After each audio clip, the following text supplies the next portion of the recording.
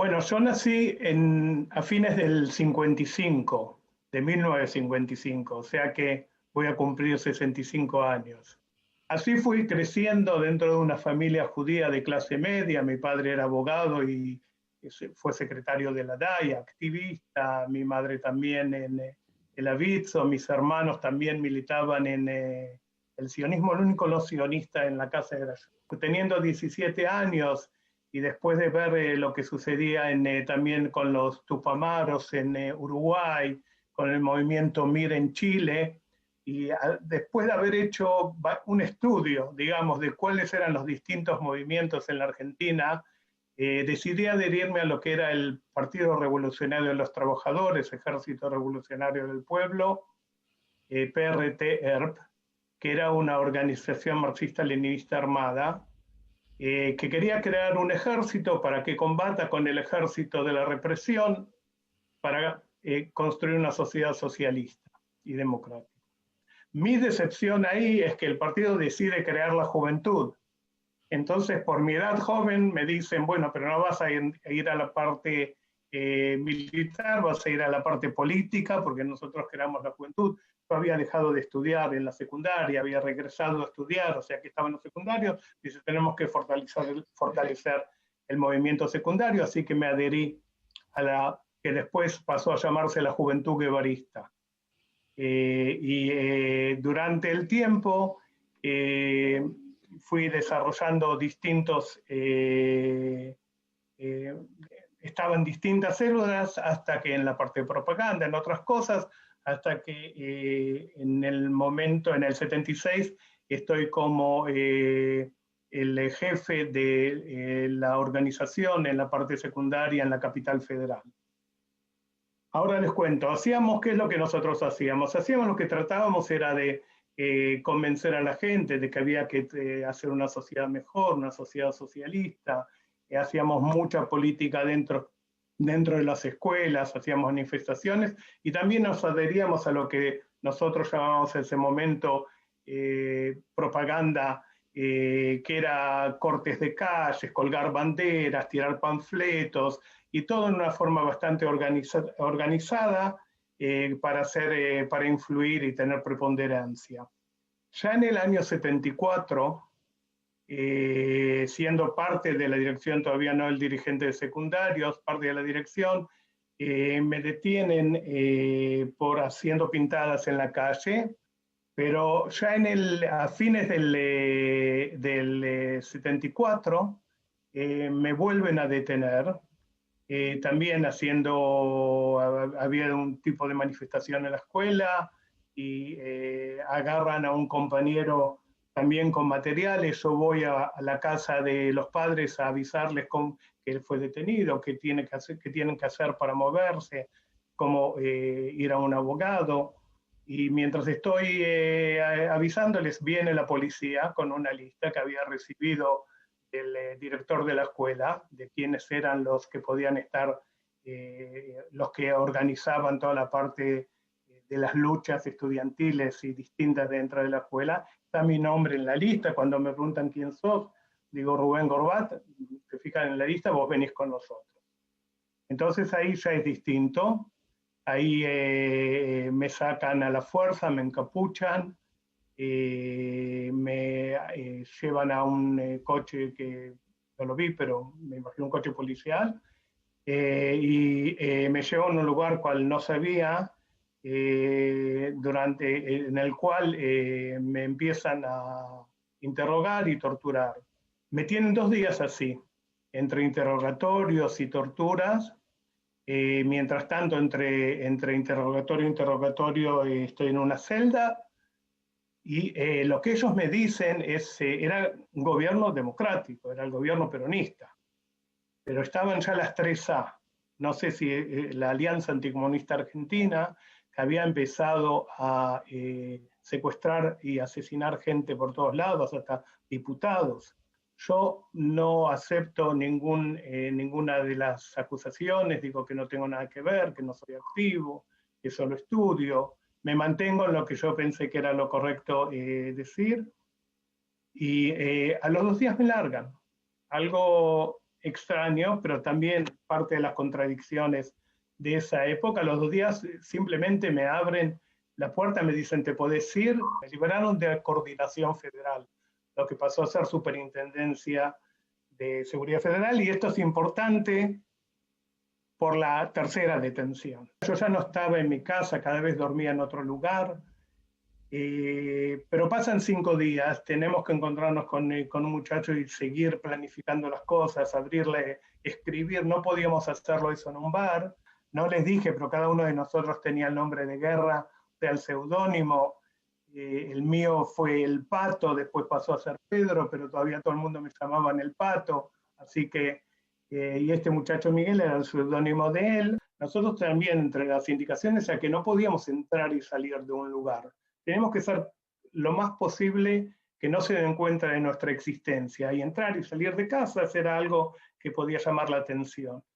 Pero al mismo tiempo, diariamente en esa época ya teníamos un control con alguien que podía llegar a un lugar donde estaban nuestros datos personales, y si uno diariamente no iba a ese control, avisaban a la familia, a todos, de que habíamos sido detenidos, porque en ese momento estaban deteniendo y desapareciendo gente por doquier.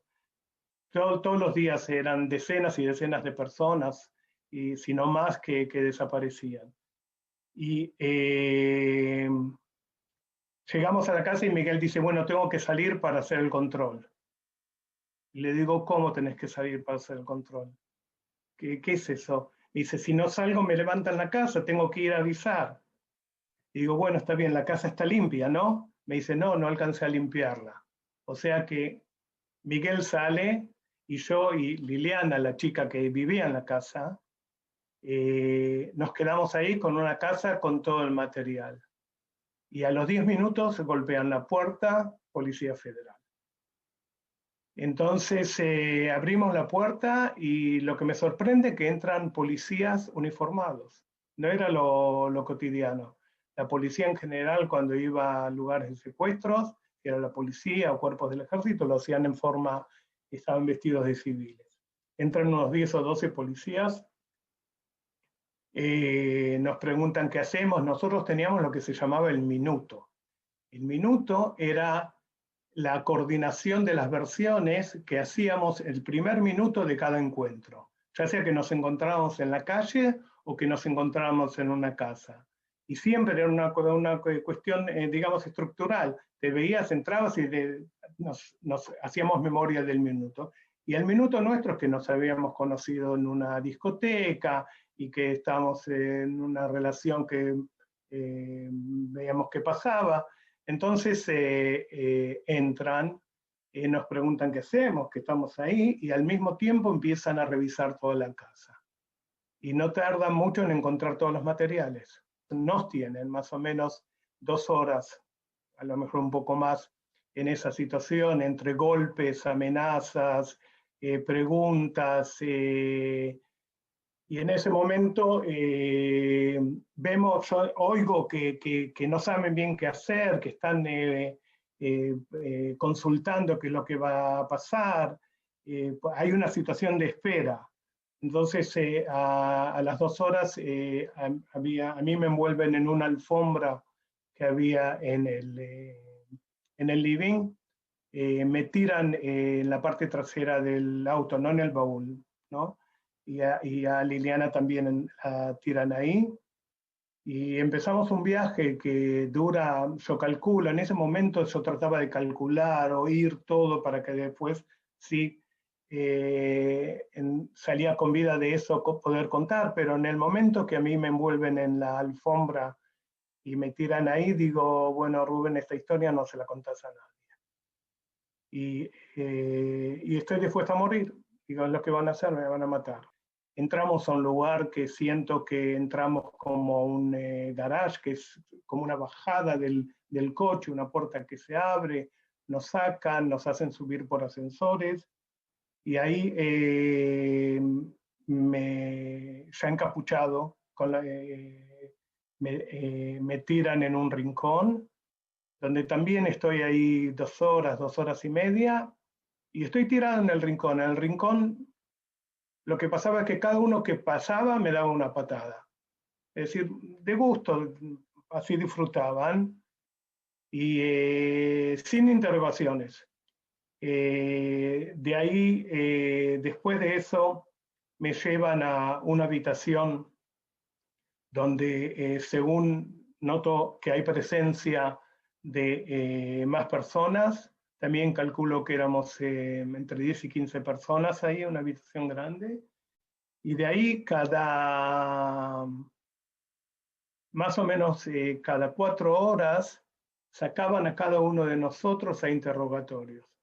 Nos llevaban a otra habitación, a otra oficina, donde nos interrogaban. Las sesiones de interrogatorio y tortura eran especialmente golpes de todo tipo, en los genitales, en el estómago, menos en la cara. Yo no sabía en ese momento si ellos ya sabían todo sobre mí, por también la posibilidad que yo pensaba de que este muchacho Miguel me había estado colaborando con ellos y me había delatado. Pensaba eso. Al mismo tiempo decía, me tengo que mantener fuerte porque no, me van a matar. Es decir, todavía yo estaba convencido que me van a matar y dije, no quiero que maten a otros compañeros por mi culpa. En una de las sesiones, y ahí es la relación con el 74, uno de los interrogadores me dice, hijo de puta, ya estuviste aquí.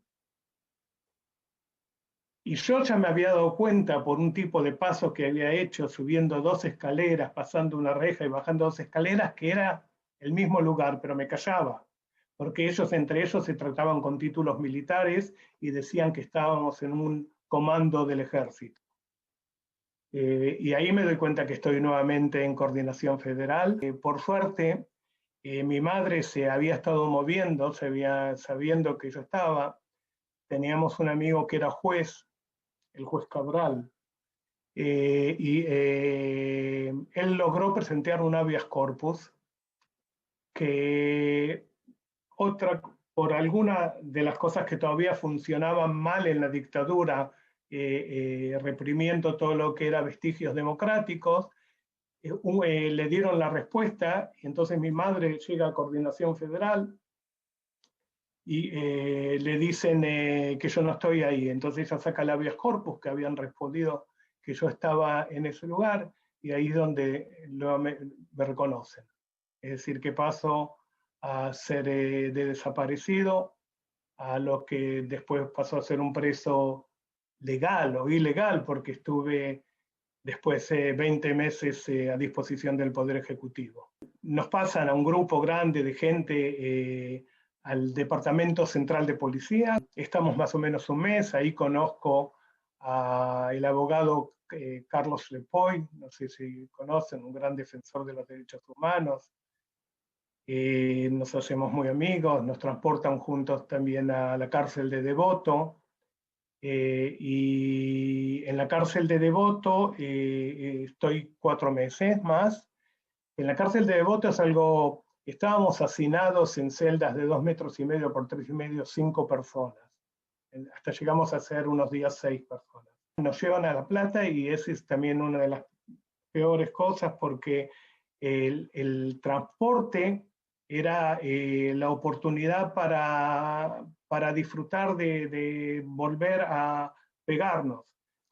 Y en La Plata unas palizas terribles y entonces nos ponen de estar 5 personas en una celda, nos ponen en cada uno en una celda todo de cemento, en la Unidad 9 de La Plata, pero estamos solos, yo estoy solo ahí una semana y eso afecta mucho. De repente no tener con quién hablar, no saber qué es lo que pasa, y a la semana nos dejan ver a las familias y de repente nos sacan a un lugar con césped, dejan a las familias que entren en naranjas y todo.